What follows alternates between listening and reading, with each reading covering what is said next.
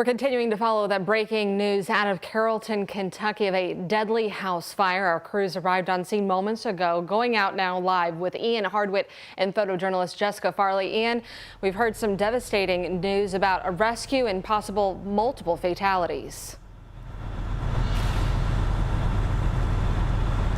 Yes, absolutely. We've been able to confirm that rescue with police. However, how many people have died, that we don't know. However, a multiple fatality fire here, that's what police say they're expecting. I'm going to move out of the way so you can see a little bit of what firefighters are working on. This is the 6th hour of a fire on South 5th Street in Carrollton, Kentucky.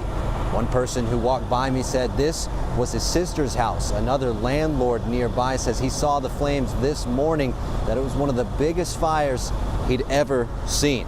Now, as we look around here at the scene, you can see where the house has caved in on itself. One thing miraculously we heard from police was that a 3-year-old girl was found at the rear door. They were able to save her and fly her back to the University of Louisville Hospital for treatment. Now, as far as what else Carrollton police tell us, they say that this is going to be investigated by the State Fire Marshal's office, that this was a residential home where multiple people lived. But as I said before, they don't know how many fatalities came as a result of this fire. We're still trying to figure that out. I'm going to come back in here for any questions that you might have, Brooke. What do you want to know? Now, I'm curious if we know if this was a single family unit. Are we expecting this to possibly one family that we might have lost multiple people in?